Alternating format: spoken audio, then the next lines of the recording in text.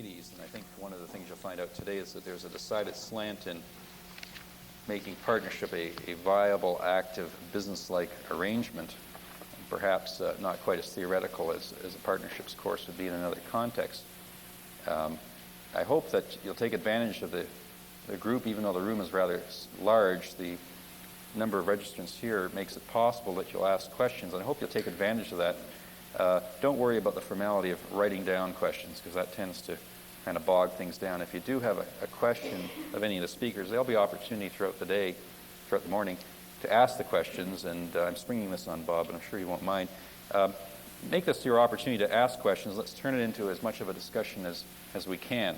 The other thing I'd ask is that we have gone to a half-day format, and I think in future in many of these programs, a half-day format has distinct advantages over a full-day format, because it does allow you to get here at a reasonable hour and also get on with your life's business. I'd be interested in your comments about that, and I'd ask at the end if you take a couple minutes and fill out the evaluation form and let me know what you think. I'm Deputy Director of Education, and I worry about CLE on a day-to-day basis, so it's important to me that I do get your feedback. But as I say, I like the idea of a half day. I like the idea of a small group so that you do have the chance to ask questions. So take advantage of all those things. Now, our chairman today is Bob Milnes, who's seated to my right. Bob is a partner at Smith Lyons. He's a graduate of McGill University and Queen's and Osgoode Hall, of course. He was called to the bar in 1971. He's past chairman of the Business Law Section of the Canadian Bar Association, past chairman of the National Business Law Section of the Canadian Bar Association, and very well known to us at CLE, both at the Law Society and the Canadian Bar, for a number of his educational endeavors. Bob, it's a pleasure to have you, and turn the proceedings over to you.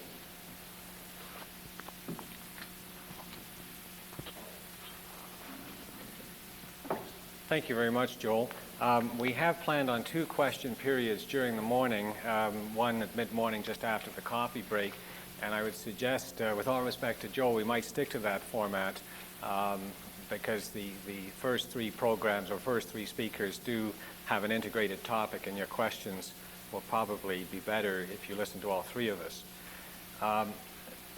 The other speakers today will deal with the important attributes of running a law partnership, such as management, marketing, tax attributes, and in the case of Nancy Spies, what happens when it doesn't work out, and dissolution.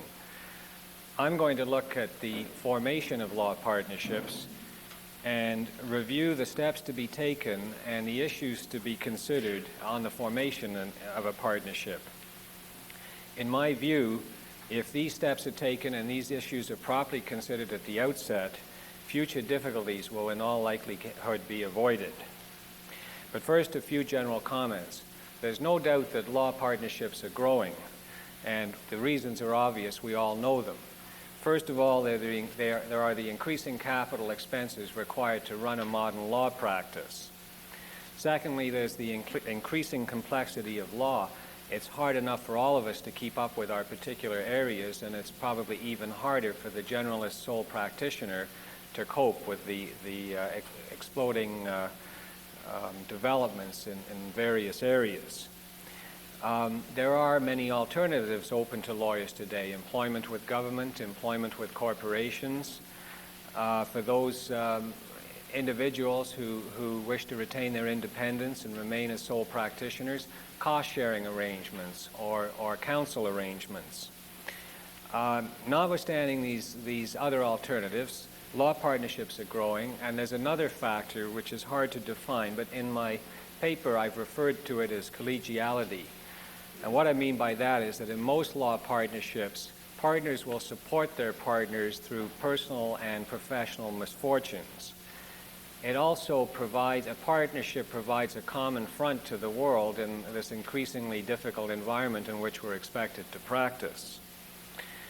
However, although partnerships are here to stay and are growing in number, most lawyers enter into partnerships with very little forethought and attention to the issues. And in fact, if our clients attempted to enter into the same kind of professional or personal relationships with the same lack of forethought, planning, and review, we would argue strenuously against it.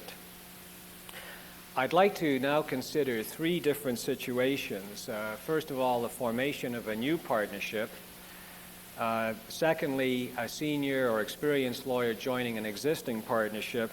And thirdly, the situation of an associate joining the partnership that employs him. First of all, dealing with a new partnership. Each new partnership is based on unique personal and financial factors. And basically, the partners must have a common philosophy on certain important areas, such as capital expenditures, growth of the partnership. In my view, it's essential that on the formation of a new partnership, the partners have a written partnership agreement. Several reasons for this. First of all, it serves as a checklist for important issues to be discussed, and in my experience, the preparation and negotiation of a written partnership agreement brings to light differing philosophies, and either these will be resolved amicably in some manner, or if not, the partnership will not survive. And if they don't come out in the negotiation stage, they may come out later to the detriment of the partnership. The partnership agreement also has an important role in the ongoing existence and preservation of the partnership. As all of you know, in a successful law partnership, the written partnership agreement is rarely consulted. However, it is always there in the background as to provide a final binding resolution of disputes should they not be solved by consensus, or if the worst happens and the partnership is dissolved, to provide an orderly method of dissolution of the partnership. And Nancy Spies later this morning will indicate the real difficulties that arise when a partnership does not have an agreement.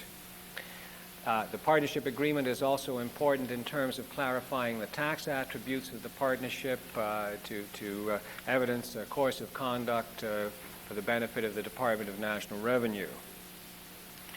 There's always an issue as to whether or not the prospective partners should retain separate counsel to draft the partnership agreement.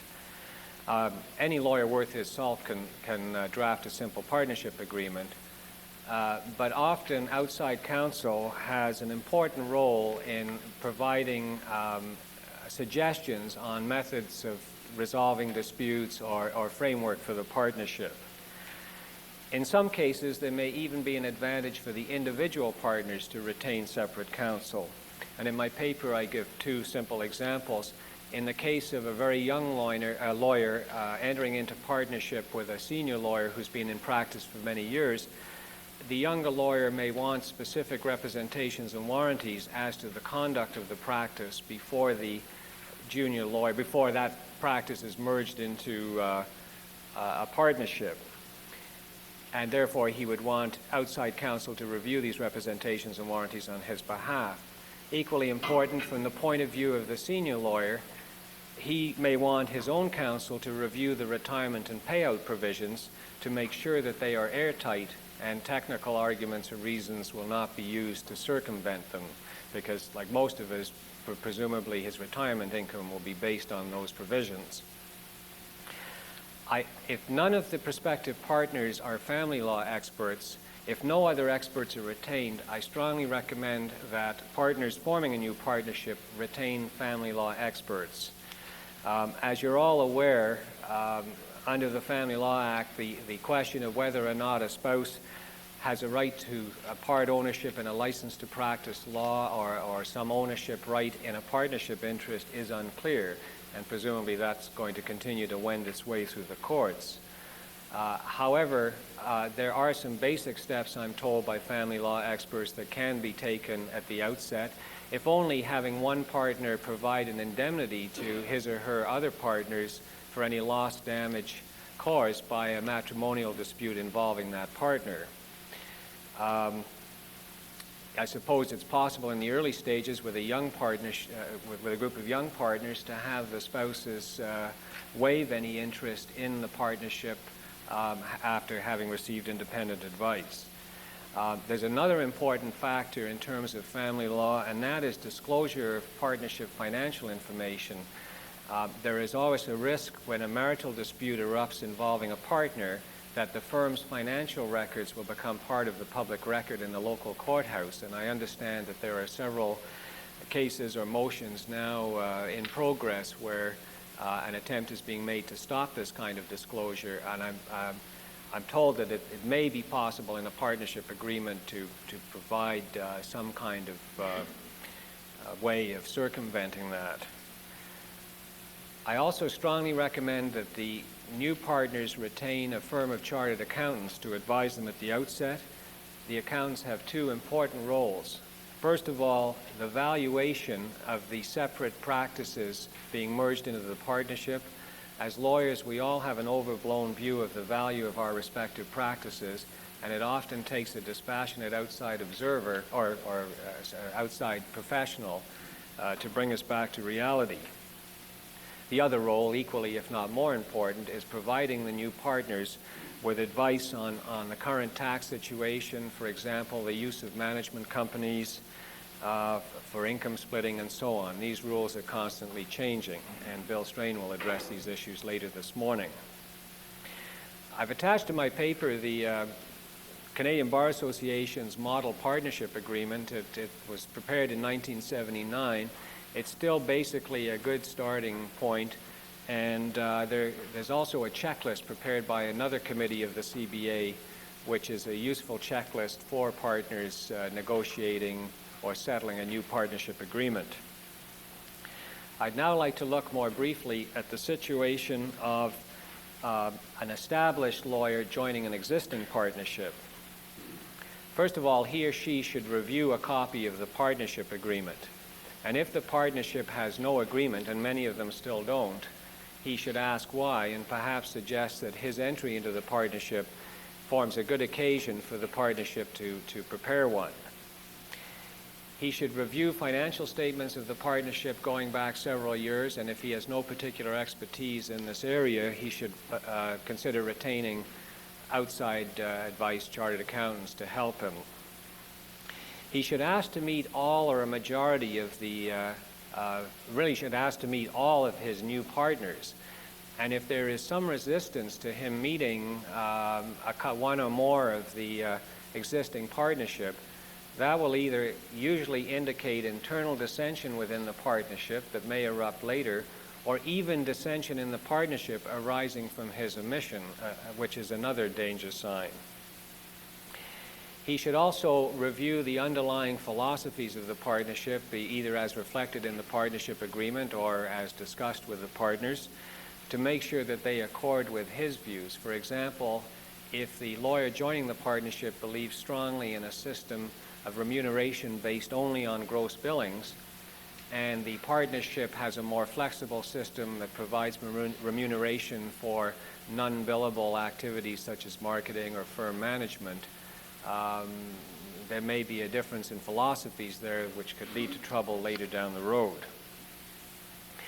In some cases, existing partnerships are reluctant to open their books and client records to a new partner with the fear that if negotiations break down, that the prospective partner will have good insight into the particular partnership's client base and so on. And I have seen this particularly in smaller centers. This problem or concern can be finessed somewhat by the use of a confidentiality agreement, and I've attached to the materials a sample that could be used in these situations. I'm not even sure these days that a confidentiality agreement is needed in view of the changing law in the area of use of confidential information in negotiations, and I'm thinking of the Lac Mines and International Corona case. I'd now like to look briefly at the situation of an associate joining the firm in which he or she is employed. Obviously, the situation is different from the other two. The associate will have worked there and has a good idea about the firm, its personality, its quirks and foibles. However, and I'm sure I was no different, associates are usually so overwhelmed to get the royal nod and to become a partner that they either ignore making basic inquiries or just ignore what could be potential problems. First of all, the associate should request full financial disclosure. In most firms, associates do not have this, particularly in respect to the capital contribution that the associate will be expected to make. In many firms, this is significant. and the associate is not aware of this until he or she is invited to become a partner. And as all of you know, usually associates are invited to become partners at a time of life when they have heavy other financial responsibilities, such as family and mortgages. The associate should be aware of philosophical and personality disputes in the partnership. Often, as we all know, these are based on remarks of disgruntled partners or associates and are just human relationships and do not indicate severe problems. But in some cases, they might indicate severe problems, and the associate should be aware of these. In summary, in all three situations, the new partner should make appropriate due diligence inquiries. And again, in the case of a new partnership, I believe it's essential that the partners at the outset negotiate and settle a form of written partnership agreement, if only to raise issues in differing philosophies and resolve them hopefully at the outset. I've talked generally about the formation of a partnership. I would now like to look at 2 or 3 issues that come up upon the formation of a partnership and the negotiation of an agreement, which in my view, if not settled amicably at the outset, will lead to difficulties down the road. The first one, and perhaps the obvious one, is profit sharing, or the annual distribution of profits. I think every partnership must review whatever system it has on a regular basis and adjust it annually. And also, for it to work, the majority of partners must at least believe that they've been treated fairly, even if they're slightly unhappy over their allocation for that particular year. The basic principle behind partnership distribution is very simple. The income of the partnership shall be allocated among the partners in each year on a basis which reflects the relative contribution of each partner to the firm in that year. Sounds simple, but the key words and the difficulties are relative contribution. It varies tremendously. The system varies tremendously from firm to firm. In most firms, it does take into account some obvious factors such as the capital contribution, so that the partners do have enough cash flow to pay the interest on that. With the help of magazines like American Lawyer and Canadian Lawyer, our profession has developed a number of buzzwords or terms for the various systems. Eat what you kill, meaning a system based solely on gross billings. The bear pit system, where apparently partners lock themselves in a room and don't come out until they've decided. I'm sure in my firm it would lead to 2 or 3 homicide charges at the end of the procedure. Split the pie. This is the more common system, certainly in larger firms, where the whole problem is dumped on a committee and they make the allocation for better or worse. And in some firms, there is a strict formula basis. American writers in this area have developed formulas. The best known one is based on one used by a Boston law firm, Hale and Dorr, where it's a strict unit system that takes into account everything, not just gross billings, but time spent on marketing, client retention, firm management. It would be very presumptuous of me to recommend any particular system, but I do think there are a couple of basic principles that could be kept in mind. First of all, if a firm has a strict formula, the formula should be adjusted and reviewed regularly to take into account changing circumstances. 20 years ago, marketing activities were unheard of in our profession, at least in a formal sense, and I'm sure later this morning Milton Zwicker will tell us that marketing activities are essential. Someone has to do it and someone has to be rewarded. A strict formula developed many years ago may not take that into account. In my view, the best system is a combination of a formula and discretionary elements. With a formula based on gross billings, the partner is at least guaranteed a basic cash flow. The discretionary element, however, provides the partnership with a way of rewarding these very important activities that can't be necessarily measured in dollars or in some other definitive way. And in my paper, I've given a simple example. A partner who bills 1,800 hours a year but has taken no role in client development, associate training, firm management, may not have contributed as much to the firm as a partner who's billed 1,600 hours a year and yet has contributed heavily to these other areas. I think the system should also have an averaging system to cover fluctuations. A law practice, as we all know, like life, is not a steady line. You have good years and bad years. And at least with an averaging system built in, the partner is protected from sudden fluctuations in income. In closing, there's no perfect system, but it's a very important one that must be considered at the outset. And as long as the system chosen is perceived to be fair by the partners, it will not be a source of aggravation in the partnership. The other important issue that should be considered and resolved at the outset of a new partnership is the question of admission of new partners. First of all, the rules must be clear whether or not the admission of new partners requires a majority vote or a unanimous vote, so that the new partners know, if it's a majority vote, that they may not have a final say on the admission of a partner, or if it's a unanimous vote, that every partner has a veto. I found that in the negotiation of a partnership agreement, often this one issue brings out differing philosophies on growth, in that two very compatible partners and practices are going to merge, except one expected that it would perhaps grow to a 3-man practice in 10 years, and the other partner was hoping to have a 20, 30-man practice in the same period. The question of admission of associates is always a sensitive one. In my view, the partnership agreement should define the quantifiable rules, and that I mean the years of service, the minimum billings, and other definable characteristics which are expected of associates to be admitted to partnership. Now, there are obviously many other characteristics, well-rounded individual, good client attraction, retention skills, community service, but as we all know, the perfect associate, like the perfect human being, doesn't exist, and all of us are strong in some areas and weak in others. If the rules are clear, and an associate does not become a partner, he or she knows why, if he or she has not met one of the definable rules.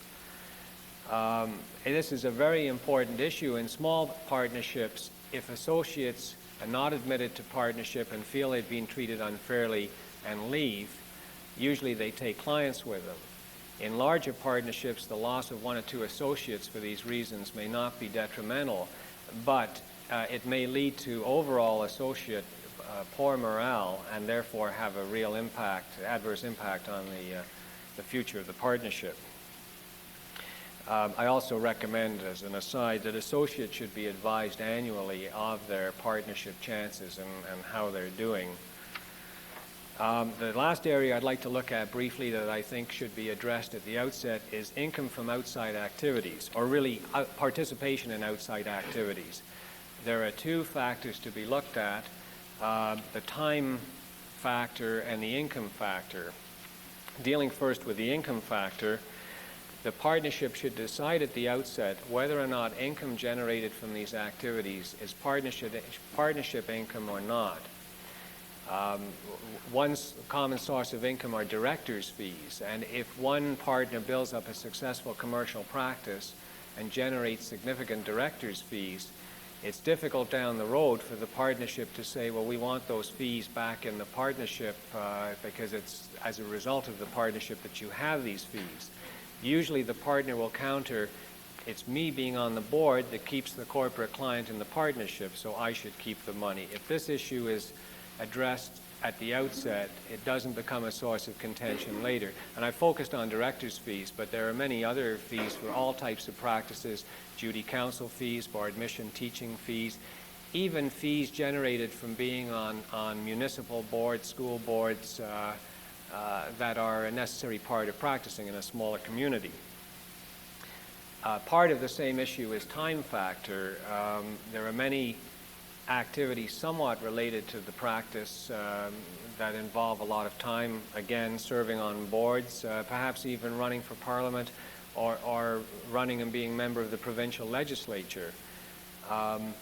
Often these activities will generate clients and benefits for the firm, the partner who's doing it will want some kind of reasonable remuneration for these activities.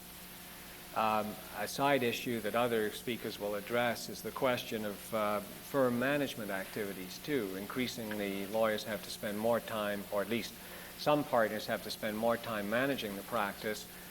Again, a partner's not going to do this unless he or she feels that they're going to be remunerated in some manner, and this should be addressed at the outset. In summary, on the formation of a new partnership, I believe it's essential that the partners have a written partnership agreement to consider and resolve all of these issues. And in the case of all partners, whether forming a new partnership, joining an existing partnership, or becoming partners, just basic due diligence will, in my view, save that partner a lot of grief down the road. And maybe if problems come to light and are pointed out to the other partners, will save the partnership difficulties. Thank you very much. We'll now move on. The partnership's been set up. It's now time to consider management of the partnership. At this point, I take pleasure in welcoming one of the experts from an outside field who's with us this morning, Linda Ferguson, who's a senior consultant with Woods Gordon.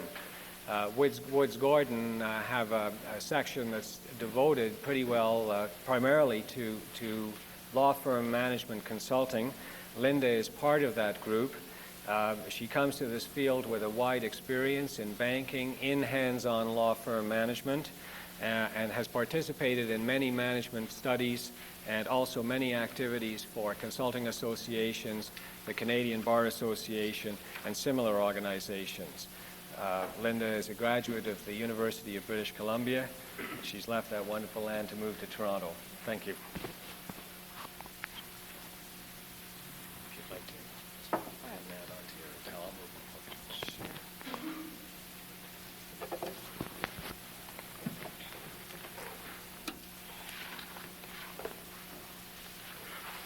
move.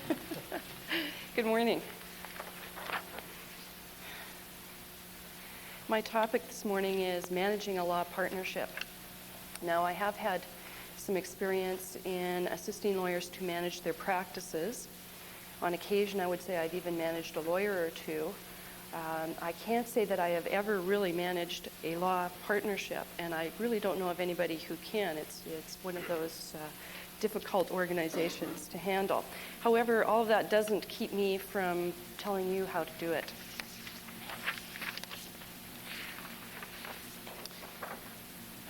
First of all, when you look at management roles in law firms, you have to define what the difference is between leadership and management. What is leadership? Well, according to Webster's Collegiate Dictionary, a leader is a person who has commanding authority or influence and the ability to lead. Management, a manager is one who exercises executive skill, has administrative and supervisory direction, a capacity for managing. There's a difference between those two. Leadership is an internal attribute. That is, we all know people who are leaders, usually people who have visions, and if they're good leaders, they can communicate their visions well and people follow them. Managers are the people that try to turn the vision into reality. Generally, they're people who want more to conform, and leaders want to see change. There is another definition of leadership for leadership and management. A leader is also a horse placed in advance of other horses of a team, and to manage is also the schooling or handling of a horse. Now, I didn't really want to speculate on how those terms came about applying to lawyers or to horses. But obviously, I'm confusing lawyers and horses here. I didn't want to speculate on how those terms came about, but several of the management committees I've sat on would lead me to understand why those terms could apply. My favorite definition of management, however, is the judicious use of means to accomplish an end.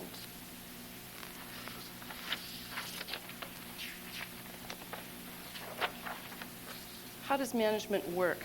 Well, it works most effectively when it's combined with leadership. And that means if the people that are leaders in the organization, whether it's a 1 or 2 or a 3-man firm or larger, if the people that are the leaders are also involved in the management, then you will have a very effective process. You can make things happen. If, however, it's perceived that the management works in opposition or outside of the leadership group, whether that's perceived as being real and whether it is indeed or not, it doesn't really matter because things won't happen. For example, I worked on a management committee which felt it had authority to do things, and it had some very exciting ideas. There were, for example, some associate evaluation procedures that were going to be put in effect. And the committee went happily away developing the new forms and so on and procedures for doing associate evaluation. However, it wasn't presented to the partnership until a later point. And as it happened, a particular partner who had leadership characteristics blocked the committee from doing that, absolutely, adamantly refused, felt that it was unprofessional to evaluate associates by putting comments on paper. And so there was a perception that the management of the firm was moving in a direction that the leader wasn't happy with.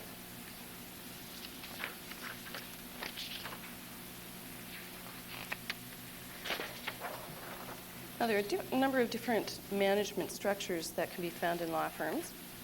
There's the malevolent dictatorship. That's the despot who has very definite ideas about how things will be done, and they will be done that way. This is the person who will tear up a letter if it doesn't conform specifically to the format and margins they've decided on. There's the benevolent dictatorship. That's where there's an illusion of democracy. It's usually a pleasant individual. Others in the firm, whether they're staff or other lawyers, will have the illusion that they're involved in making decisions and creating plans. And what will happen is, sooner or later, that benevolent dictator will step in and make a decision about an area that someone feels they have jurisdiction over. They don't truly have that authority. The dictator is controlling all of the situations.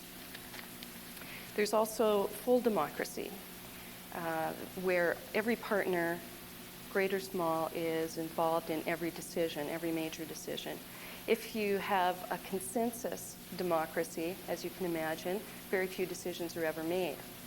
If you have a clear majority democracy, then sometimes you can't actually accomplish things. Then there's the partial democracy and elected group.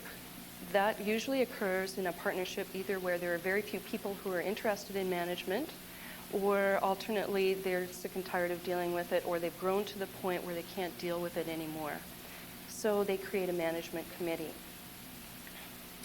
There is the democratic dictatorship, where you have an elected individual, elected or appointed. And again, that's a trend where you're trying to restrict the number of people who have to be involved in that day-to-day management of the firm. It may be a managing partner, or one of the new trends would be to bring in perhaps an outside person, a law firm manager or a CEO type. There's default management, and I've seen this occur in some firms too. That's where nobody really wants to do it. And so someone will be forced into the situation, either because they're deemed to be sympathetic and people will bring their problems to them, or because ultimately they can't stand a certain situation occurring and they'll deal with it. Traditionally, what happens is that person will get fed up also with even having to do a marginal amount of management work, and it will revert to a full democracy. Now, I've shown a little chain of boxes here. And as I've indicated, default management usually reverts to a full democracy. As well, over on the left, there's the malevolent dictatorship. Usually what happens when a malevolent dictatorship, the despot, turns over is either there is a new, equally despotic environment, or in reaction, there's a palace revolt, and it reverts to the full democracy. Sometimes that's a move to block the despot from being able to do anything, where you revert back to a consensus democracy. In a full democracy situation, usually the chain is to opt for reducing the management group because the partnership is continually faced with making all of these petty decisions. And so they restrict the number of people involved. That's where you elect your management committee. From there, the deciding group gets smaller, moves into your democratic dictatorship. Now, as that person's comfort level grows in terms of decision making and the amount of authority they have, it moves into a benevolent dictatorship, and usually that's a comfortable situation for a while. You have a managing partner who effectively just makes all of the decisions, runs the firm, does the long-range planning, and so on. But eventually a change will take place. There might be new partners coming on board. There might be young associates who are becoming more verbal about their concerns about the firm. And typically that benevolent dictatorship will be overthrown again, and you'll revert back to the democracy. So there's kind of a never-ending chain that goes on in most law firms. The management style isn't static.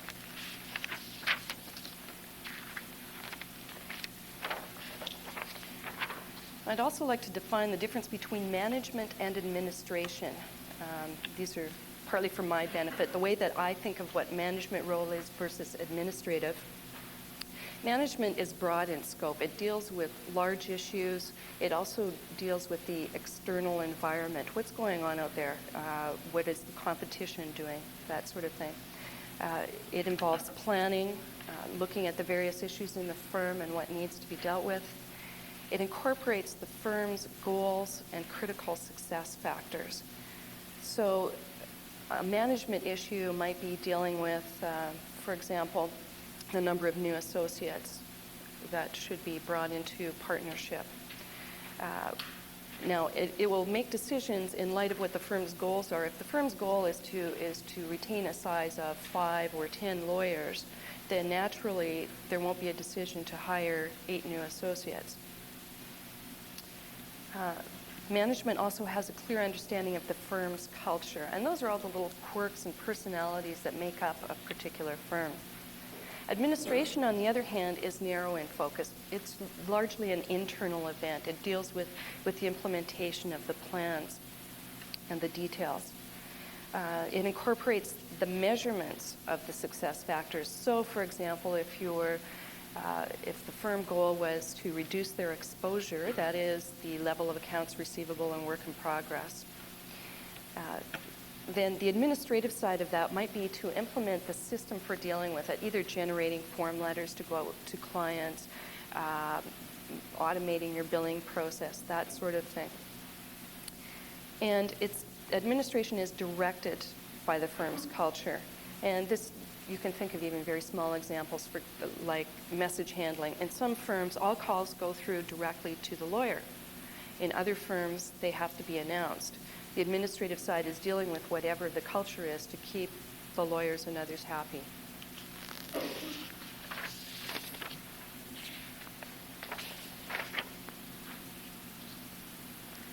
The two most significant management activities are planning and making sure those plans are implemented. Planning makes sure that all activities in the law firm are consistent with the firm's goals. And I've seen so many examples of occurrences where decisions are made without planning. For example, a telephone system will be acquired, and that particular system becomes obsolete in 2 or 3 years because although the firm had made a decision previously that it was going to grow to a larger size, that wasn't taken into account when the purchase of the telephone system was made, and it wasn't purchased to fit in with other automation plans. Planning takes lots and lots of time, but it saves money.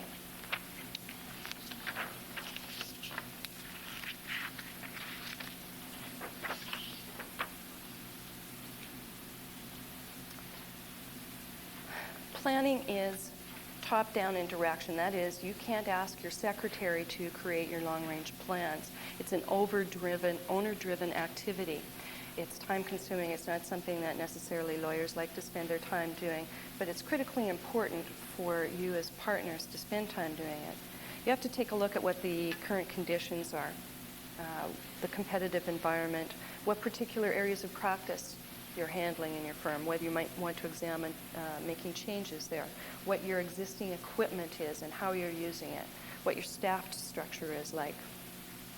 You have to then anticipate the future condition, either the one that you wish to create, that is, that you want to open new areas of practice within your firm, or what you think the world outside is going to be like.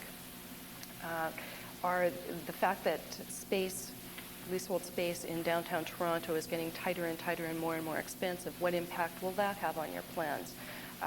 In light of your areas of practice, does that mean that you need to stay downtown, or could you move to a less expensive area?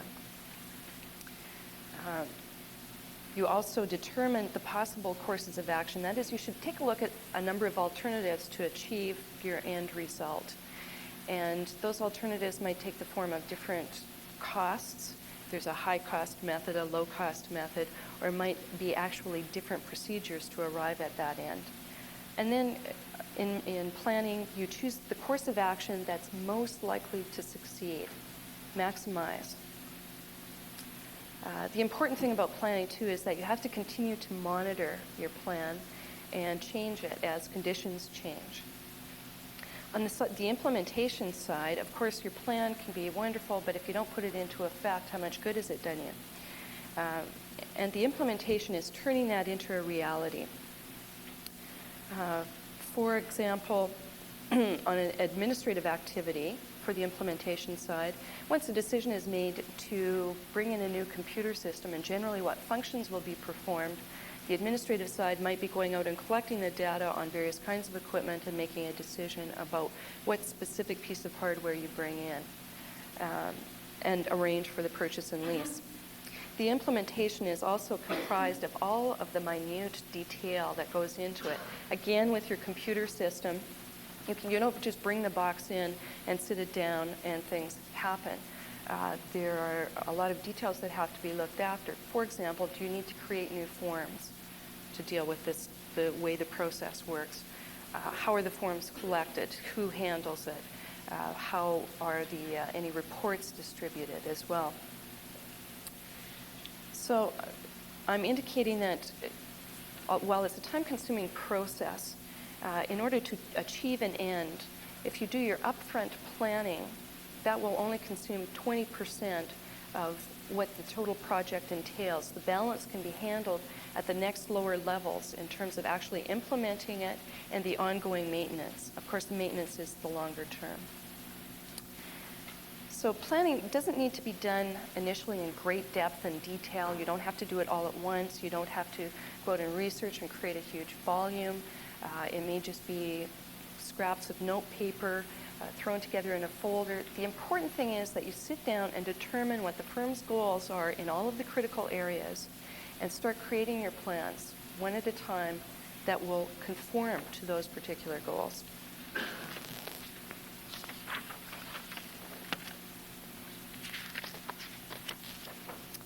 Now, what areas would you look at for planning and implementation?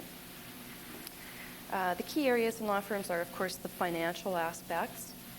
And, of course, Bill Strain is going to talk to you about tax attributes later. There are other financial matters as well.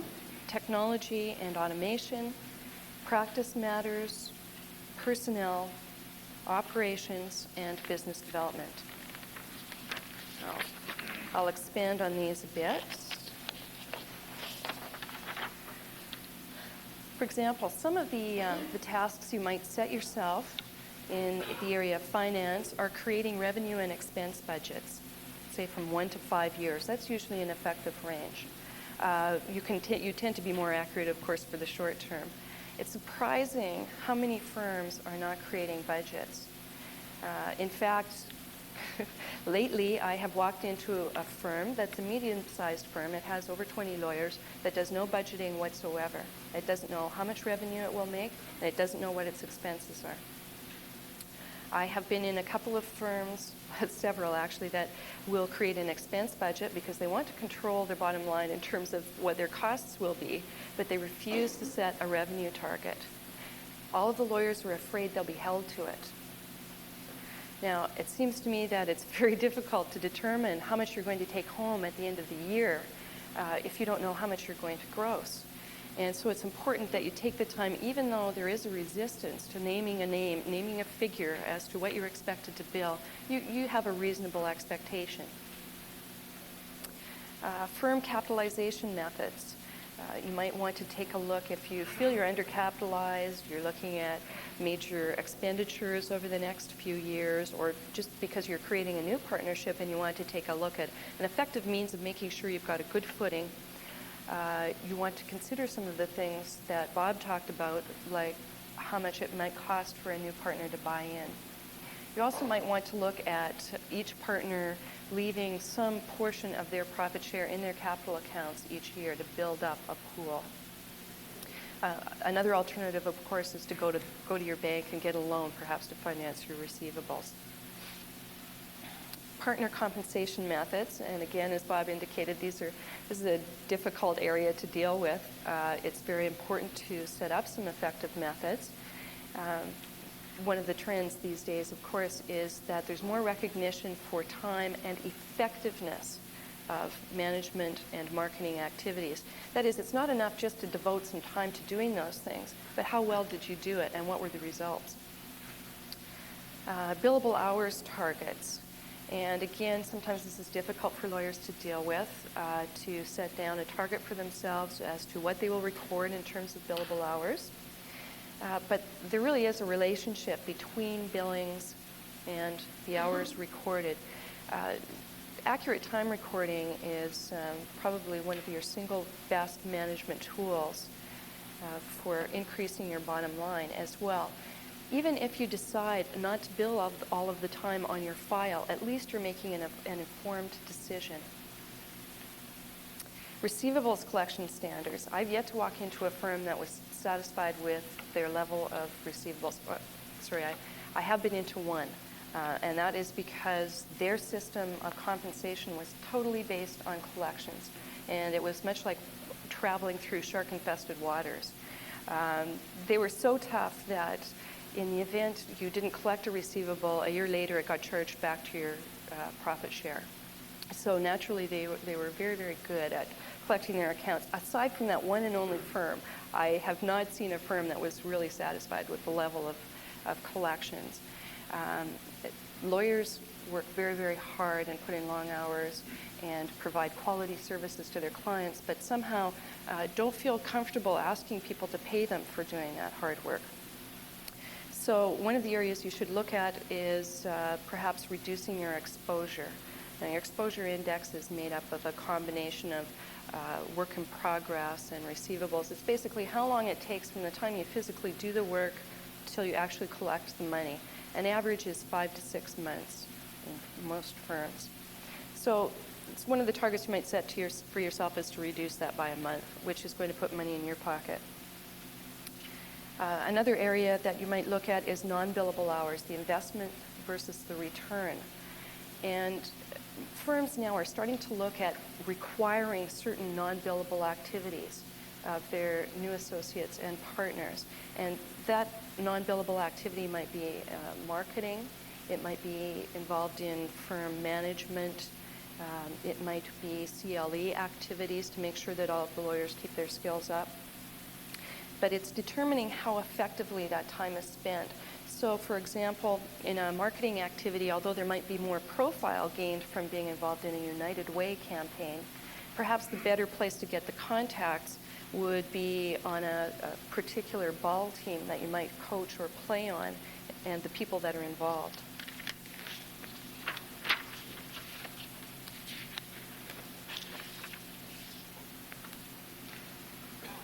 Some areas in technology and automation. Some of the automated techniques that are being implemented in firms include online legal research. I'm sure all of you are familiar with Quick Law, and you can probably access it through your library. There are other kinds of services, though, too, and if you're a corporate lawyer, you may be looking at researching, for example, some of the articles. Wall Street Journal and several other publications have online research services where you can go back and research articles that they have produced over the past several years. In addition, there are some government services that are available. And those might cover economic indicators, information about exports, commodity pricing, and so on. Automated litigation support, and again, this has been a fairly popular topic. All of the barristers have probably heard of it, if not been exposed to it. There are outside services. You can also do it in-house. It's a procedure for keywording and indexing your documents and transcripts and exhibits so that you can instantly retrieve them. Now, there are different methods of implementing it. It can be just keywords and sort of head notes concerning the particular document, or you may have actual full text stored on a computer that can be retrieved. And when you get into very complex litigation, it's valuable to be able to lay your hands very quickly on a particular document or where a piece of information is stored. There are desktop tools, and more lawyers now, particularly younger lawyers coming out of law school these days who have had more exposure to computers, are using some of these desktop tools. Some of them are kind of fun, too. For example, there's calendaring, where you may store your calendar, but it may be tied into a network for the other lawyers to store their calendars as well. And this can apply to a very small firm where there might be just 2 or 3 computers spread around.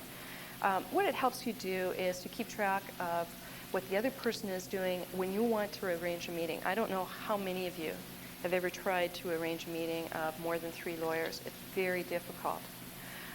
And there were lots of times I would have liked to have had this facility available. You can put to-do lists also on your system to remind you of important things that need to be done. Tickler systems so that the particular date when you log on will trigger a mechanism to advise you that it's your wife's birthday and you better buy a gift, or that there's a particular client you should be contacting, or a limitation date is coming up, and so on. You can also have your phone book tied to your system, and you could have your computer system, this phone book, tied in as well to your telephone, so you could bring up the individual's name on the screen. It would automatically bring up their telephone number and dial it for you. Some of the kinds of tools that some lawyers use as well is to update information about their clients as they're talking. They can use it for time recording. That is, at the time they finish the call, they've logged it against the file automatically.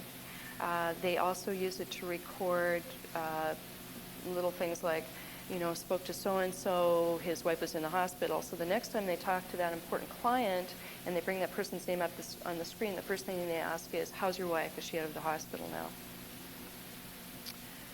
There are also expert systems, which is basically software which incorporates the legal issues, the precedents, and the logic into a piece of software through various levels.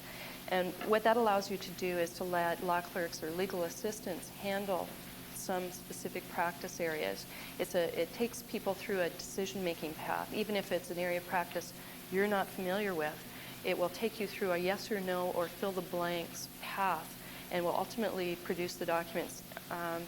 Some areas that really lend themselves to it are real estate practice and wills, for example.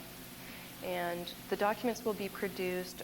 Any follow-up dates will automatically be diarized and put into the tickler system. There are marketing database and management systems now. This is really hot stuff in the larger firms, particularly, where they're actually creating new positions for people to handle marketing. And I don't want to spend too much time on that because I know that Milton is going to be covering off marketing issues later. But it's just a method for developing your client contact lists and information and doing effective follow-up and mailing lists and so on.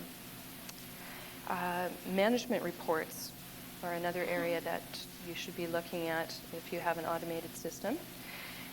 For example, you might want to be able to produce your aged work in progress or receivables lists, area of practice reports, so you can see if you're actually profitable in a particular area of practice. One that quickly springs to mind, for example, a general practice I worked with, they had never looked at their nature of practice reports, and when they finally did, they discovered that they were losing money like gangbusters in the criminal practice. And it was something that, they were vaguely aware it was marginal at best, but they didn't realize how much money they were losing on it. and actually made a conscious decision then to cut back on the criminal practice. Another one is, for example, word processing usage, or abusage, actually, as most operators would consider it. And that is, you might want to track things like how many drafts a document goes through. In some firms, there are averages, like for long documents, of between 45 and 60 drafts. You have to think about how effectively the lawyer is using his time if he's redrafting a document that many times for a single purpose. Oh, heck, I'm getting carried away here. Billings generation, automated billings generation, too, is something that a lot of firms strive to do because it speeds up the process. And basically, it involves improving the accuracy of your initial data entry so that your secretaries perhaps are keying in timesheets and time information. And provided the system gives you a flexibility in terms of the kind of verbiage you might use or the standard text, and the ability to edit your bills or to create them in the format that you particularly feel comfortable, you can set up a process to generate the bills without having your secretary retype all of that information, or to automatically produce a list of bills based on various criteria, such as anything that's over 6 months old and over $500. Desktop publishing, and this can be used for a number of purposes, partly in a corporate area. Some firms now are producing, effectively setting up the new client prospectus in-house on their own system, communicating it to the printer's office direct to their typesetting machine so that it doesn't require further proofreading at that point. Another is to create very professional-looking newsletters and brochures.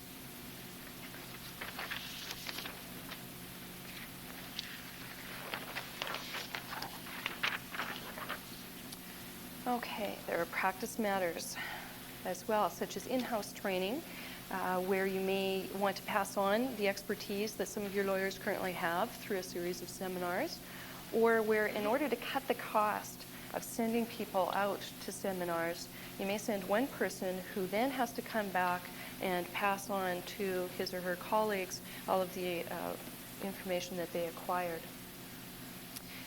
There are new practice areas, and this is something you have to be, particularly aware of if you're looking for expanding your practice. For example, years ago, computer law was not in existence. I did hear as well an example of a lawyer who saw a unique opportunity and seized it. He's a lawyer who's very active in a gay community and also very active in fundraising activities for AIDS research. And out of those activities, he's developed a new estate practice. Morbid, but true. There are conflict of interest systems. This is particularly important if you're going to merge your practice with that of either another lawyer or a group of lawyers, or two larger firms merging together, to be able to check quickly and accurately to see if you have any conflicts. Now, some of the newer systems do some exciting things. They won't just check for an exact match. They'll also check for things like sounds like or looks like, so that if you've got a misspelling, that it may pick that up as well. Handling of legal opinions. This is an important practice matter, particularly where you get into some larger firms. Even a firm of 10 lawyers I'm aware of that issued 2 conflicting legal opinions, basically to deal with, they both went to the same client, unfortunately. They were dealing with different matters. But you should be looking at setting up systems to make sure those things don't happen. Quality control. And those are issues where you want to develop and monitor the lawyer's skills in the firm and in turn what the staff are doing. You want to minimize your potential liability situations. And one of the most effective ways to do this as well is to deal with case acceptance procedures. How you take on a matter and when you should, and whether or not it should also be discussed with another partner or lawyer in the firm before you do take it on. Team project management, where you get a complex matter and you're involving a number of people in the firm, you should be setting up some system for dealing with it. One person who has the ultimate authority, then some method of producing checklists that have dates, times, the people who are responsible for the activity, and some method of ensuring and following up to make sure that they do it. In one firm, there's a system where a file may not be handed to another lawyer, refiled, or go anywhere until the next date is placed on it for an activity and what that activity is going to be, so that there's always some measure of following up and making sure it's going on. Ultimately, the person who is responsible for the file should have some method for keeping track of what's going on it.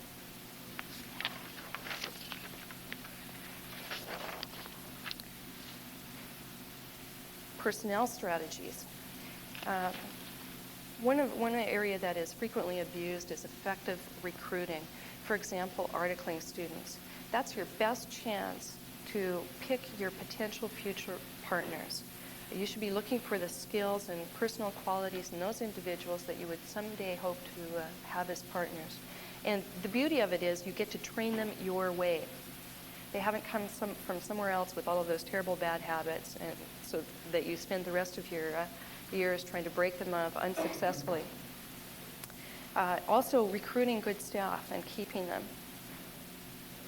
The evaluation process. Now, I was to talk a bit about finding and keeping good people. Probably the evaluation process is one of the single best tools you can use.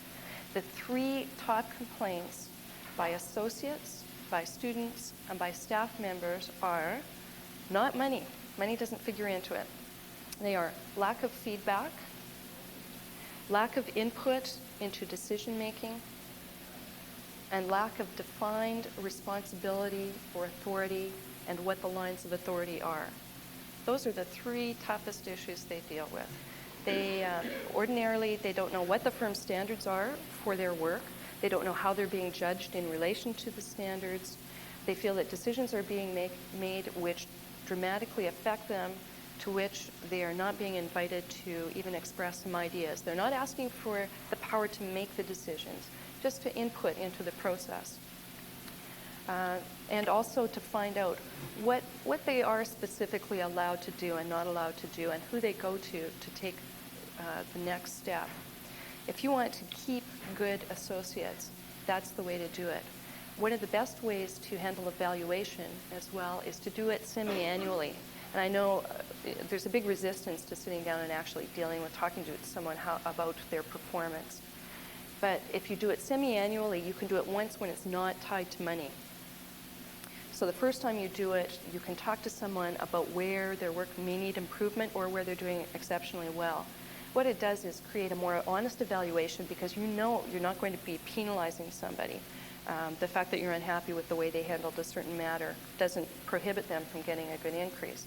So you'll get an honest evaluation, and also you're giving the individual time to make a change in behavior if it's unacceptable, so that the next evaluation will then form the basis for a salary change. Staffing structures also are something that many firms are looking at. Your single biggest expense item is staff salaries. And so any way that you can effectively use people, usually by incorporating more automation into your practice, is something that you'll be looking at. More firms are trying to use shared secretarial situations, perhaps work groups to maximize the use of particular staff and lawyers, and also looking at leverage so that they're bringing in people at a lower cost to produce the service, using law clerks and associates to handle more of the client work at a lower rate. And that works fine provided you've got sufficient work to keep everybody busy. Compensation and benefits. One of the new methods that firms are dealing with the benefit situation is flexible benefits, because there are a lot of 2-income families now. Instead of just handing a package of insurance plans to someone where the spouse already has that particular range, they'll offer the money instead, or the insurance, or a combination of the two. Associate compensation too, you have to look that there are changed expectations in terms of what you look for in associates now over what took place perhaps 10 or 15 years ago. Therefore, you should be changing the method in which you compensate them as well. And much in the same way that partnership compensation takes place, as Bob outlined earlier. You may want to consider bonusing or some measure of, some method of allowing them an interest in profit sharing or a bonus based on profitability. You may be looking at lateral associate hires, particularly where you lack in a particular experience level. Some firms end up with a gap where they've got a very senior person or a group of people and very junior and no one in the middle. And as retirement ages start to approach, it leaves this huge gap in terms of client service.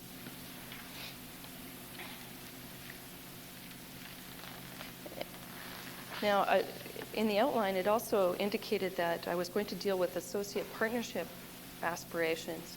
Well, most associates do have partnership aspirations, and I guess I could just want to reaffirm what Bob said earlier, and that is that you should let them know at the outset what the criteria are for partnership. You should have defined the criteria, but you might also look at some of the new things that are happening in the world, and that is there is a new class of associate called career associate being developed. Some people may not want to ever get into the partnership. They may not want to have to deal with all of the kinds of planning issues and management. They may not be particularly interested in having their income based on the profitability of the firm. They might be quite happy just to deal with a particular salary or something that's based directly on their billings.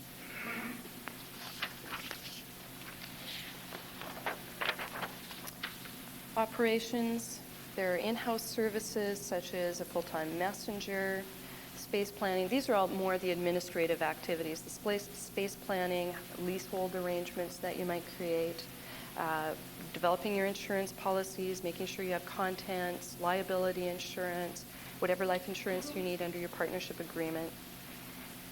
Records management, which is part of the game of file, who's got the file, and developing a system for being able to track them. Workflow handling, what happens when somebody's sick, who handles the work, how is it delegated, what type of work goes to word processing, and so on. And your physical plant and equipment, and then that's basically just the maintenance and repair of your equipment and your leasehold space.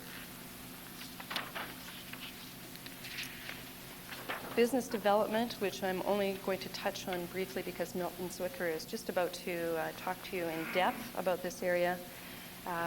But there's the ever-popular firm brochure. My favorite was a particularly tough firm noted for high turnover that used a loose leaf approach so that you could easily remove lawyers or add them at will. Public service activities, such as boards of trade or a charitable organization. Event sponsorship, perhaps an art-related like a ballet or a football game where you're getting credit in a brochure or a program. Newsletters, where you may send it out on a single topic to a particular type of client or where it may have a multiple approach, a number of kinds of articles. Your contact lists, very important. Who's who? Who do you know that you can generate work from, or who will be a sphere of influence for you, who will direct more work to the firm. And most important, how to retain your existing clients. As you're probably aware, the single biggest complaint that clients have these days is the fact that they feel that they're being passed off to juniors and they want contact with the person that they know in the firm. So that's something very important to keep in mind. So, briefly in summary, the management structure of the firm can take many forms. However, to be effective, it involves leadership and support of, and I should say by as well, of the partnership. Significant activities are planning and implementation concerning all areas of the firm's business, such as finance, technology and automation, practice matters, personnel, operations, and business development. And again, I encourage you to start your planning. Don't consider it a bound volume that collects dust in a corner somewhere, feeling proud of yourself that you've developed this wonderful plan. It's something that's living, breathing, changing every day.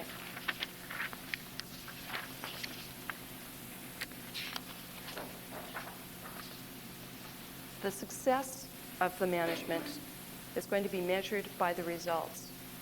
And that means the type of management approach you use. For example, if you have a consensus democracy, you have no results, and that tells you something. The success of your planning, did it work? And the success of your implementation, how well did it work? And I wish you good fortune in managing your firms. Thank you.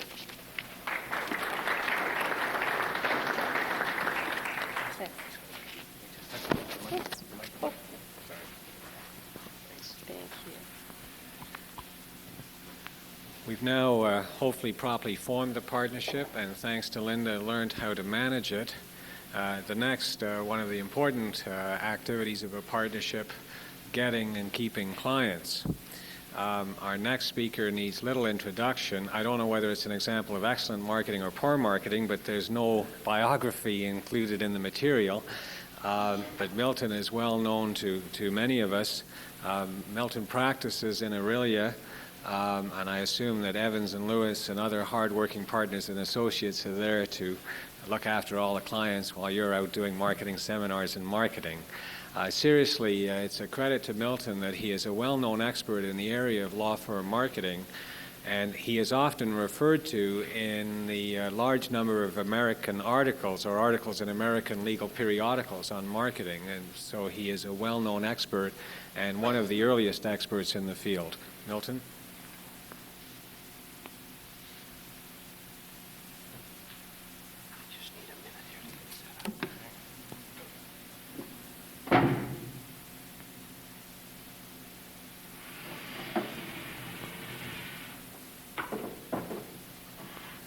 Milton was going to arrive on an elephant, but we told him he'd have to tone down.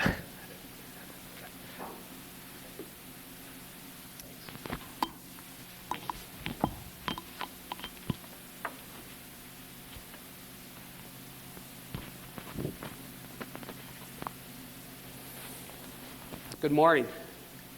Morning. Who's heard me before on marketing? Who's never heard me? Who's not sure and don't care? I like doing little demographic surveys as I do these seminars. Kind of like to get a feel for the audience. Any solo practitioners here considering going into partnership?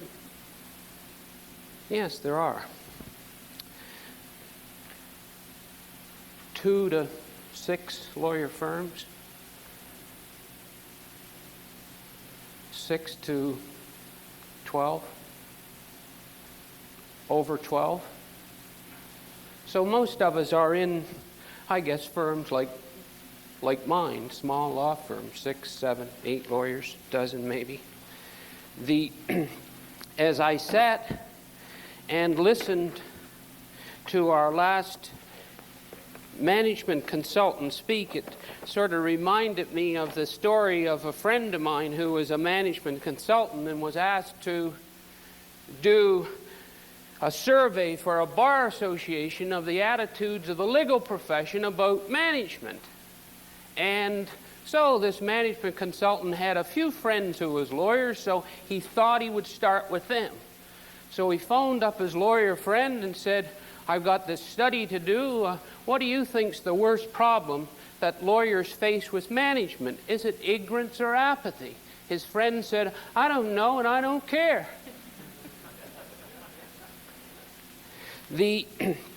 At least I know enough about marketing that I'm not going to try and develop an estate practice in Aurelia with the gay community. I don't think it would succeed. I kind of like room here to move around.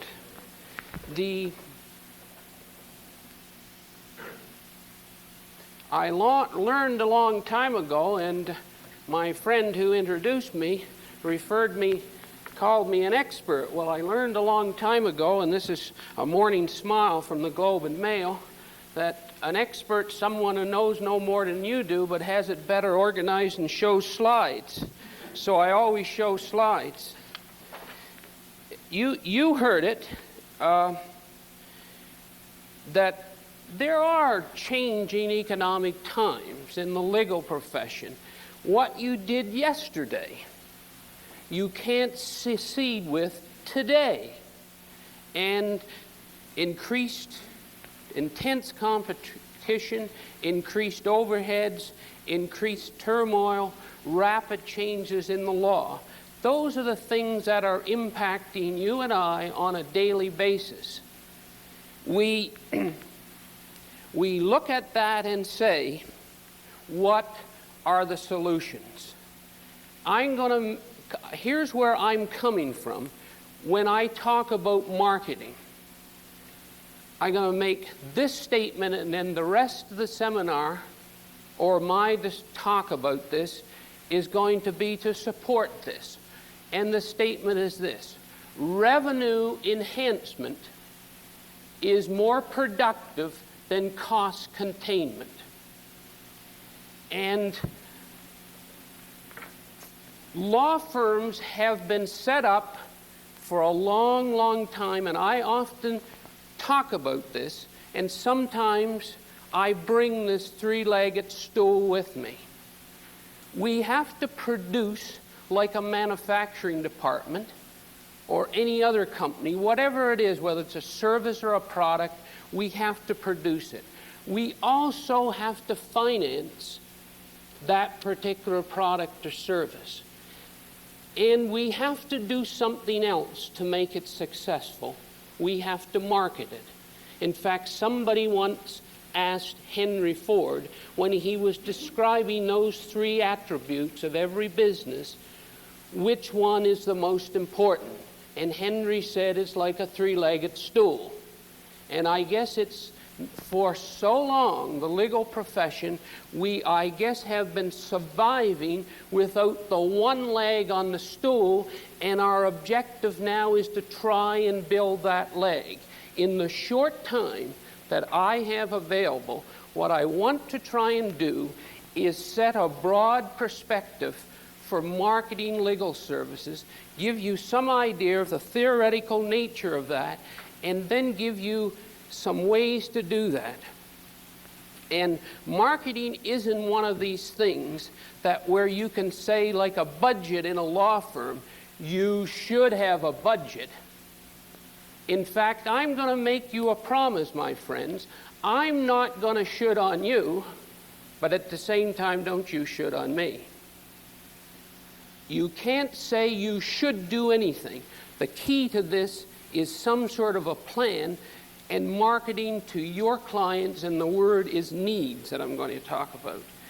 And it's difficult to get law firms into this particular area because, as we've already heard many times in small law firms, we all want to be in charge, and yet nobody wants to be in charge. It's sort of, we get more management than we pay for. It's like the federal government. Thank God we don't get the government we pay for.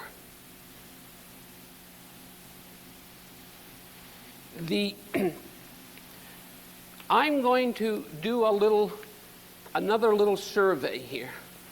Who thinks here that the purpose of a business, law firms included, the purpose is to make a profit? Hands.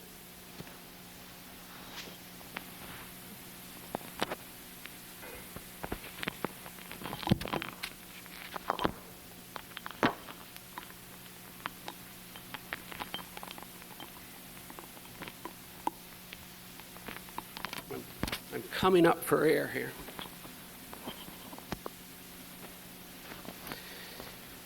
There is someone that I have tried to follow the thought in terms of principles of marketing law firms. And I've been thinking about this for a long time.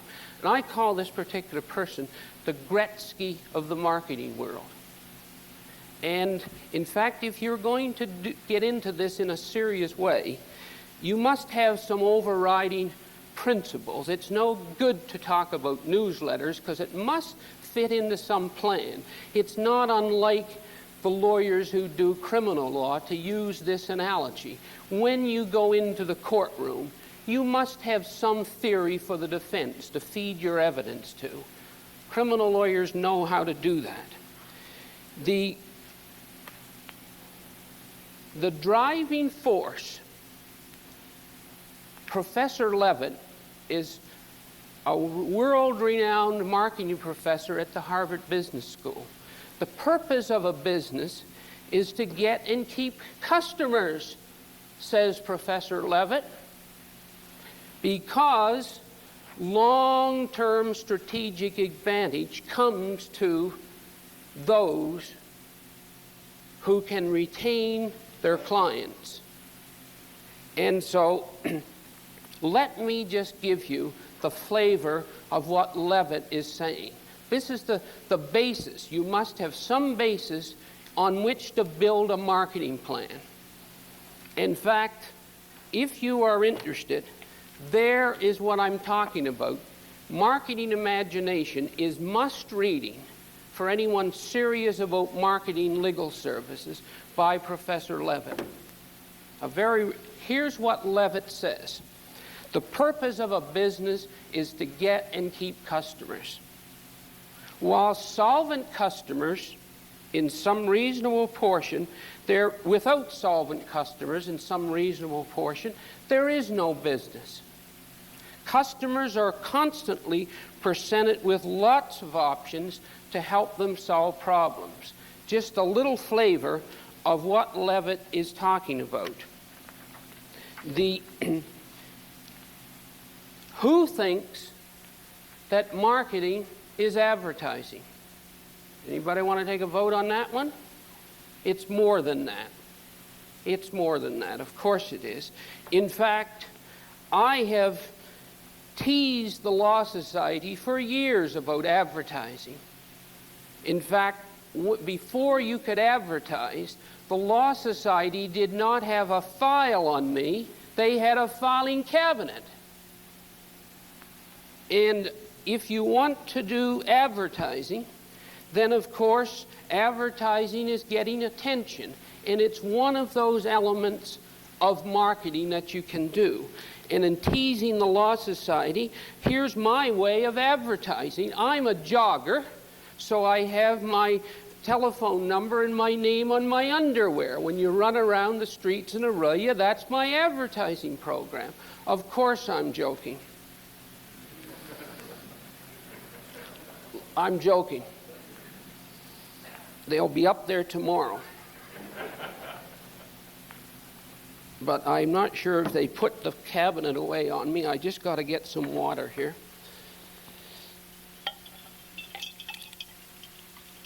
What I'm going to talk about here now is that what my look at what a law firm is today. And the law firm is an inside information generator. That's the circle in the middle. And in order to do it successfully, we have to manage our people, the financial operations. We have to house and equip them. We have to develop people. We have to do legal work with technology. We've already heard some of that in how you manage a practice. That's my way of depicting it. But you must end up, and of course how you do that, up in that corner planning, and we're bombarded with the information from the outside world. But you have to ask yourselves, as you go about doing this, what's it all for? It's for clients. And that's where you begin to think about giving your law firm a marketing touch. And so you begin asking, what do clients pay you for? What do clients pay you for? Clients, whether it's law firms, accounting firms, they pay you to satisfy their needs. Then the next question you end up asking yourself is, what are clients' needs? How do you get at that? because marketing to me is what I call the umbrella approach to doing this. You have to price the service right. It's got to be competent. It's got to be reliable. It's got to be timely. You may want to get some publicity in doing it. You may want to have a public relations program, depending on the type of practice you have. It may be a totally referral-based practice. It may be a lot of other things, but that's what marketing is. It's all of that, and I guess the way that I have to depict that, see, it's like an umbrella. See, it hangs over the law firm. You have to price it right. It's got to be reliable. All of those things. Isn't this silly? But what fun marketing is. In fact, one of the textbooks in this area, and I'm going to refer, because I'm doing a very quick presentation here, but one of the best books I would at least suggest, if you want to take this far beyond what I'm doing, is a textbook, How to Market Legal Services, by a guy by the name of Denny. I'm not going to take the time to do this, and the reason to give you the publisher and so on. I brought them along. If you're interested at coffee break, you can come and take the publisher. I must say, and I have do a lot of review of management books of one kind or another in writings. And in 15 years of writing on management books, I've only ever read one book that's made me mad. One. And it's got to be, in my opinion, can you get sued upon this? I wonder if you say this in public. I'm going to do it. Because it's the worst one I've ever read. It's going to set back the marketing efforts of Canadian lawyers by 20 years if we followed the advice of it. And it's How to Market and Advertise Your Law Practice. It's published by Canada Law Book, written by a guy by the name of Tom Lee. I don't know him.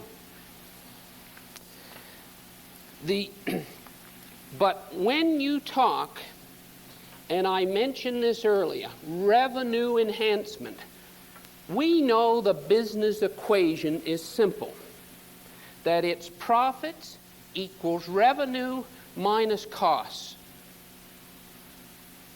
But you know, long-term profits equals revenue from happy clients minus the C, which is costs.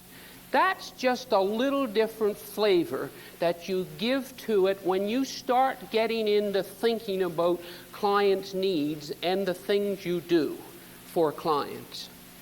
And so how do you get at your clients' needs? Well, first of all, there's a number of supporting studies to help us in this area.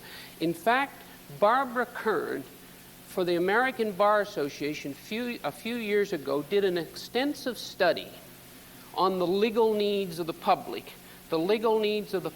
there. And what she has said, and it's been substantiated a number of times out of this extensive study, that clients, number one, she found, clients want you to keep them informed. That's a need they have. Two, they want lawyers who show interest and concern in their problems. Now, when you hear things like a consultant telling you that clients don't like to be shuffled off to an associate, what are they saying? They are saying, my lawyer shows no interest and concern in my case. That's number two, if you read the study. I'm summarizing it. Number three was promptness. And guess what? There are 6 items on this list, and nowhere yet. I'm heading into number 4, and I haven't heard the word fee. It's number 4 on the list. They only want a fair fee. Not a cheap thing, not something else, a fair fee.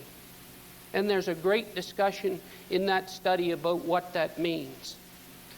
And failure to explain is the second thing that is a need of clients.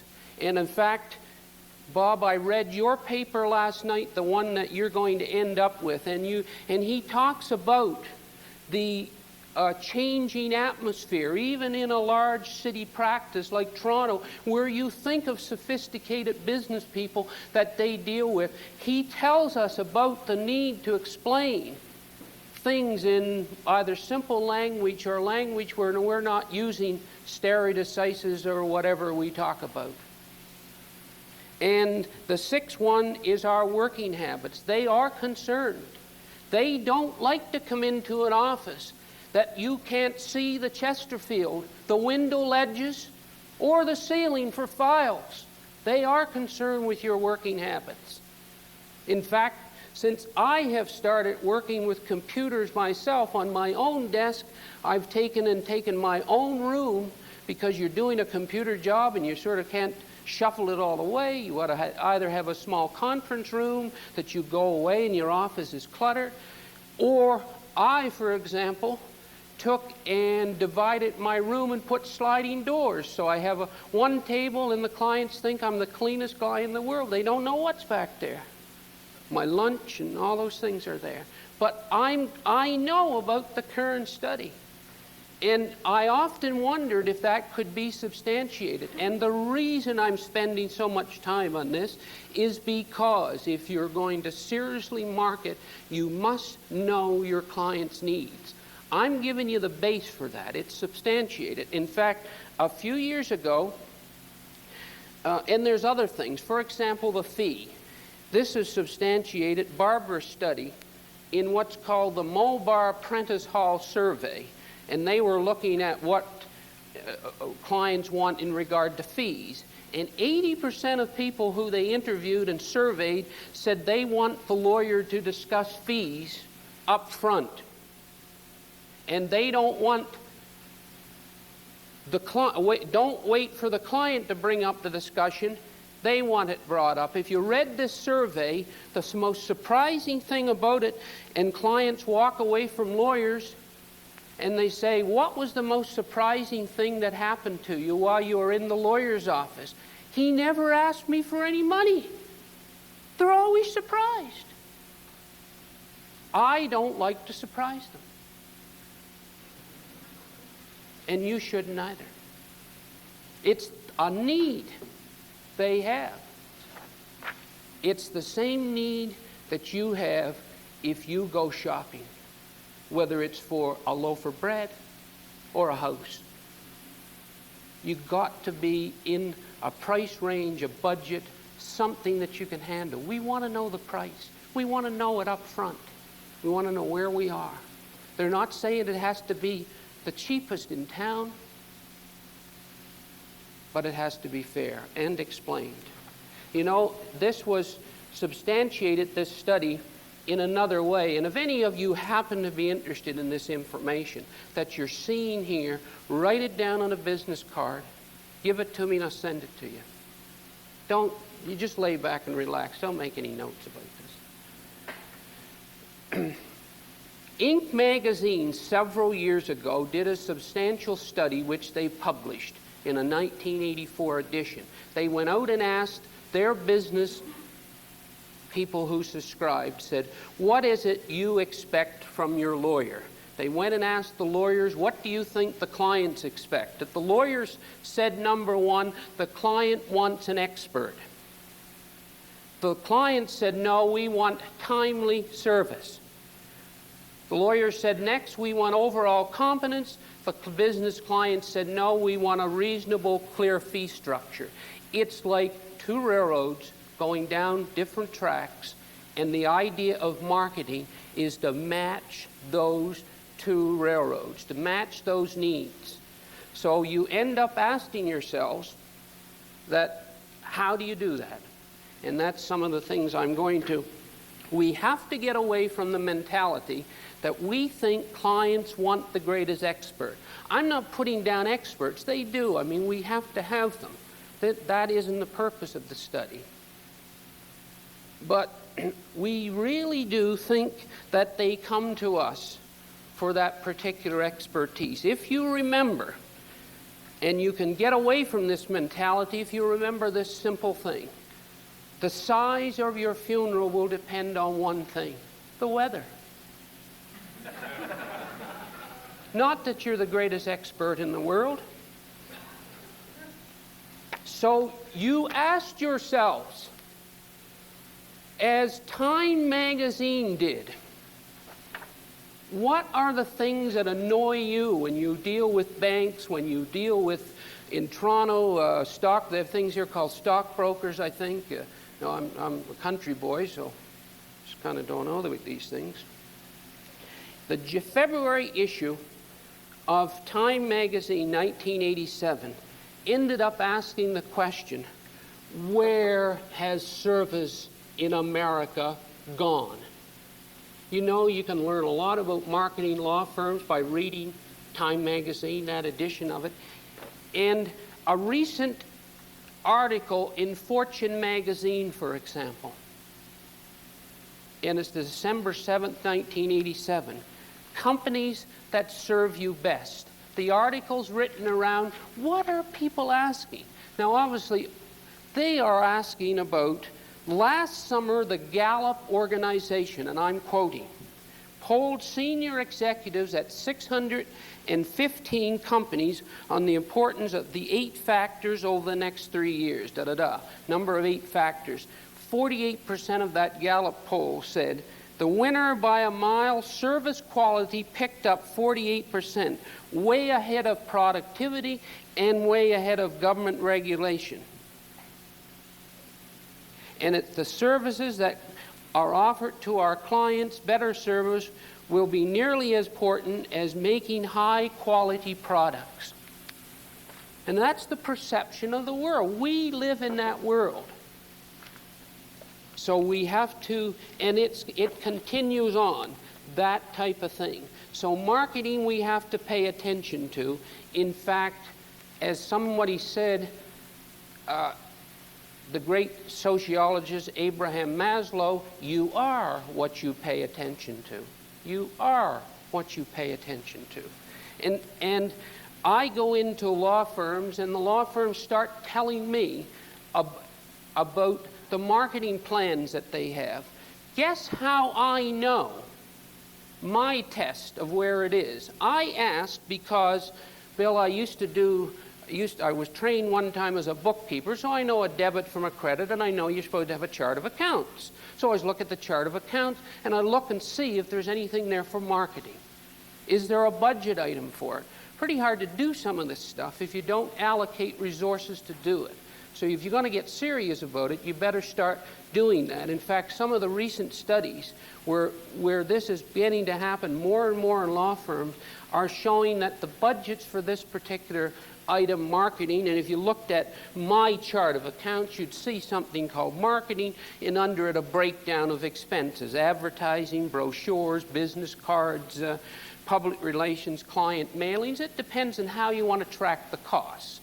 But seriously, if you're going to do anything about it, you clearly have to do some budgeting for it. How much time have I got?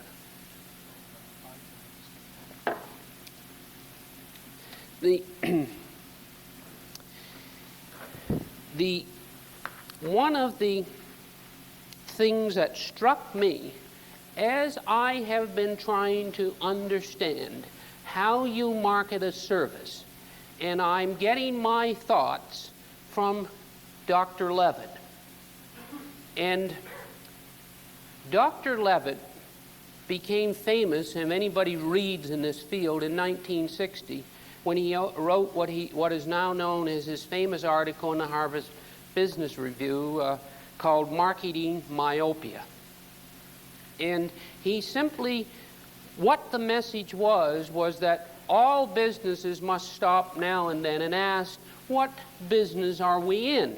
And he always gives the famous story of the railroad, of that the railroads thought they were in the railroad business instead of the transportation industry, and as a result, they didn't go into the airlines industry, most of them. and they disappeared. I always think there's one in Ontario that's my favorite one, the company who made the metal garbage pails. They thought they were in the metal garbage pail business instead of the garbage disposal business, and no way were they going to switch to green garbage bags. Well, what happened to them? They disappear. So you have to sort of get away from that type of myopia and ask, what business are you in? And you know that clients want information. You can sell, for example, now clients packets of information on certain fields of law. I've tried this. They don't necessarily have to come to the office. So I look at it as saying that, well, perhaps, and this is a favorite that everybody's using this, and I'm not sure where it leads, but if you look at it as being in the information industry, clients want a lot of information. They want copies, for example, of the correspondence they want copies of that. They want to know what's happening. They want you to explain the law in terms that they can understand. So they're looking for information. So you must know an awful lot about your clients, your industries. For example, surveys have shown, and lawyers look at the yellow pages, it's full of it. Lawyers advertise and say, our firm does litigation. Clients don't know what that is. They don't know what litigation is. They don't know what a tort is, as I didn't until I went to law school, and I likely still don't. So the formula for success is as old as the hills. Find a need and fill it. And in order to find out your client's needs, where do you start? You ask them. You ask them. In fact, trying to market legal services without client feedback is like trying to target shoot with a blindfold. You can't do it unless you're Annie Oakley. You've got to ask them. And you can do that in a number of ways. You can simply take over the next 2 months, make a list of the 10 people that you consider are important to your practice in your law firm, and say, over the next 2 months, if you want to start a marketing strategy, and some of these you do and some are successful. I can tell you I've been doing this long enough that I've had likely more failures than I've had successes. Like, for example, I tried the thing of advertising in a hotel. You know, in the bulletin board, you go in, you phone your doctor, your lawyer, your dentist. I'm there. Complete waste of time. I wasted my money. But those are the type of things in marketing efforts, trying to serve clients, thinking about needs, and as Tom Peters said in Search of Excellence, what do the best companies do? They try things. They keep trying things. They have more failures in products or whatever it is than they have successes. But if you're not trying, another way, of course, to get at clients' needs is and I and others do this every time we finish with a file and send the client a account. In my firm, it goes out on a simple piece of letterhead where you ask the client, in order we might provide you with better legal service, it goes on. What did you think of our service? Was the fee right? Did we keep you informed? Did we return your telephone calls? You get client feedback. Sure, you get some who think you're great, and you get complaints. You likely don't pick up in that thing Mr. Average in between, but complaints are important because we know from marketing studies, and I have one here that was done for the Ford Motor Company that indicates that if you get a lemon, you tell 22 people about it. If you like it, you tell 8. So if you do a flop in your law firm on a marketing technique, all you're trying to do is stop them bad-mouthing. So to give you an example of what we did, okay, had a real estate transaction, asked for a purchaser in a small city, of course, small town. We do, like most of you, I'm sure, do a lot of residential real estate. Something goes wrong. We don't think it's wrong, but in marketing, perception is reality. What the client thinks is reality. Doesn't matter what you think. So what do? You phone the client, apologize, we sent flowers, we visited in a taxi, did all of that. Now, we may not get that purchaser when they sell, but we want to stop them bad-mouthing the firm. So those are some of the things you can think about. And you'll never make progress in this area unless you try things. You know, it's like this. Behold the turtle. He does not make progress unless he sticks out his neck. And that's what you have to do. You even have to think about things like paying partners for new business. Are quite a concept to grapple with now in law firms. In fact, in a newsletter that I do for Richard W called Law Practice Management, in the October '87 issue, there's an article by a U.S. management consultant that I had met, and I liked what he was talking about, and it is paying partners for new business. And if any of you are interested in that, that article is available.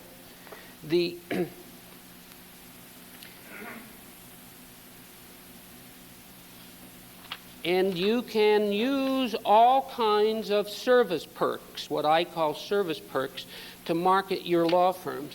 Don't forget the importance of technology in trying to do this now. And what clients want, in fact, in my opinion, and how you build law firms and customer or client loyalty, is adding what I call value-added services. Because I don't want satisfied clients in my law firm. I want turned-on clients, because turned-on clients give me referrals. Satisfied clients, I might add, only pay their bills because that's all their obligation to you is. So you have to have turned-on clients. And the studies show that the vast majority of the people that we get that the way you build a law firm is through referrals. In fact, I'm going to, no, I can't reach that. But if you, if I had time, I'd go through that, but I'm not going to have that time. And for example, technology. Here's a couple examples of the way that I would say you deliver value-added services. We make a promise to deliver our client a contract on the 15th. The client gets it on the 15th or the 17th.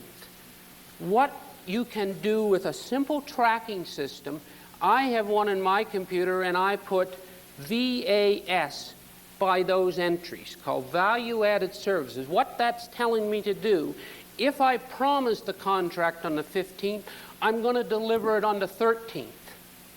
A service clients will pay for. Because what do they expect? And what was one of their needs? A timely service. If you deliver it ahead of time, it's value added. They will pay for it. You can't market a product of a service that you can't make a differentiation from your service and somebody else. What is it that makes you different from somebody else? Maybe it's that type of thing. Computers, for example, I love carrying my laptop computer with me. So age in Aurelia is an industry. Age in Aurelia is an industry. Many, many old age homes there. People cannot go out to law firms to see them. I understand that, and I market very heavily. I do it simply by having my laptop computer, a little printer in a briefcase. I go to the old age home with my 3 standard wills, pull it up, fill in the names, print it out, and sign it. At $125, am I too cheap? Is that, you get a will done here for that? Tell me so I can up my price. That's the type of things clients will pay for. To give you an example, I do that 2 weekends ago on a Saturday morning. I made an appointment to go see this very elderly, feeble lady, sat there with her, and she just loved it. But while she's doing it, 2 of her friends come by. I did wills for them. Was I supposed to ask whether they had lawyers? This is Osgood Hall, isn't it? I don't want to break any rules here. And there are many ways that you can make a difference in what you do. For example, ask people for work. You know, I was on a seminar about a year ago and the chief counsel of Avco, who's been with them for 15 years, says they have 250 branches across Canada, and they get lawyers in the local towns like mine to deliver the service on the mortgages. In 15 years, that man never ever had one lawyer ask them for business. Lawyers have the attitude, if you don't succeed, to hell with it. And that's a great philosophy if you're a skydiver.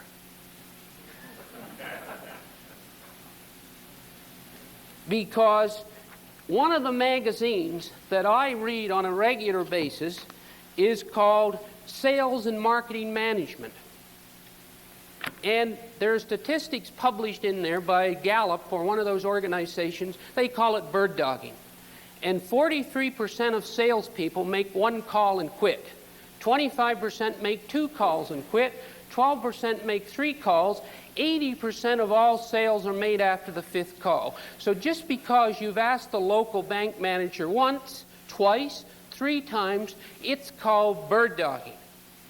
When you fail on the 6th time, well, I don't know what you do then. You have to talk to a management consultant.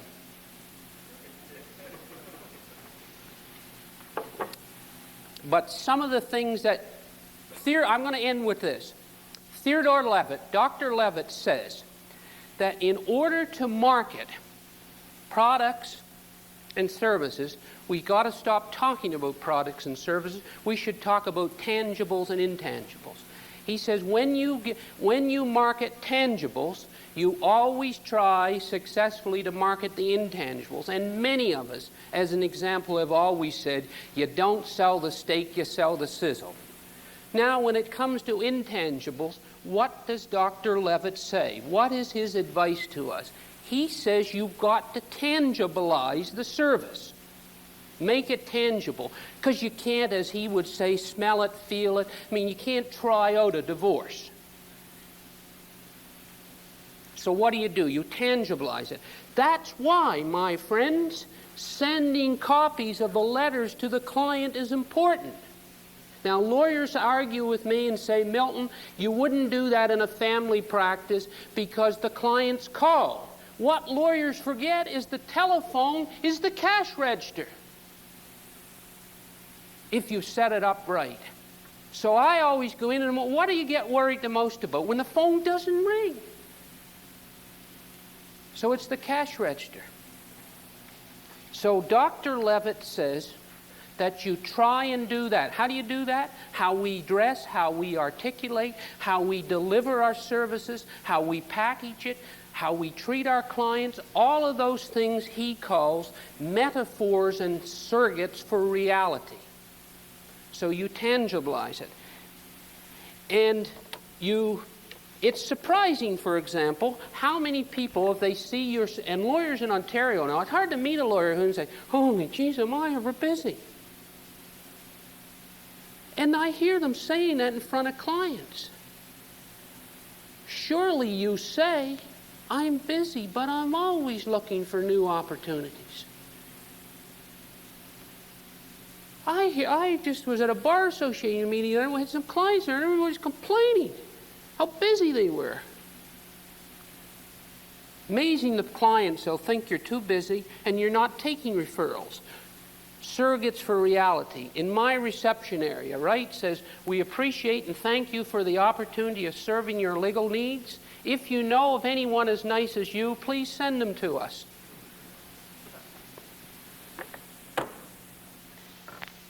What sort of culture do you have in your firm? I don't like that word culture. I can't spell it. What sort of atmosphere do you have? What sort of image do you have? How do you tell clients that you treat them? Everything that you do, you have to sort of instill that type of, you set a policy. No telephone call goes unanswered more than 12 hours in this law firm. I don't care what happens. Or policies like that. That speaks to clients' needs. Because if you looked at the 13,578 complaints last year to this law society, the vast majority of them was, I can't get a hold of my lawyer. He doesn't tell me what's happening. Market around that. So what is a client? Another famous sign that clients come and photograph and want photocopies of in my office, and it's a way of us trying to say to our staff, to us, tapping us on the shoulder, what's it all for? It's for clients. So it starts out, what is a client? A client is the most important person ever in this office, in person, by mail, by telephone, and it goes on.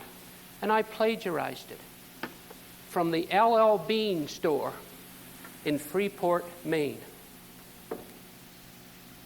Because I learned a long time ago, being a bit of a writer, that if you copy from one person, it's called plagiarism. If you copy from 10, it's called research. If you copy from 100, it's scholarship. My stuff is scholarship level. But some of the things, I'm going to end on this very briefly. I know you want to get to coffee. And what the hell? Who's going to deny you coffee? I had mine at the Cooktown Turnoff, Alan, this morning, McDonald's there, right? Some of the things that are surrogates for reality, okay? Forms of marketing that we're all becoming familiar with. Brochures.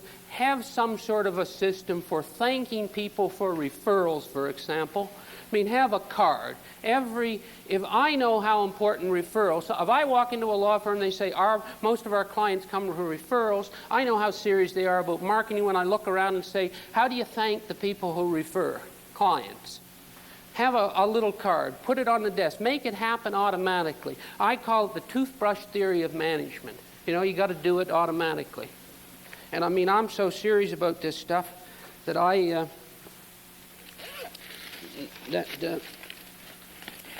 my toothbrush is famous. You got to make it automatic. Make it easy for people. We've heard about newsletters. Show you examples of those, if any of you are interested. Some favorite ones of mine, for example, that we have one lawyer who does, and this is well known in our area, we have one lawyer who does criminal law, so we have a plastic business card, right? And on the back of it is how to talk to the police. There's not a high school kid in our area that doesn't have that. And the other thing you can use, what they tell me they use it for, because it's plastic, they can pick locks with it. So that's a marketing effort.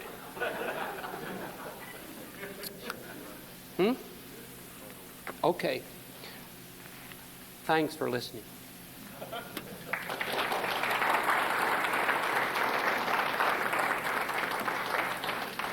Thank you very much, Milton. We'll break for coffee now. We'll have a question period when we come back at 11:25.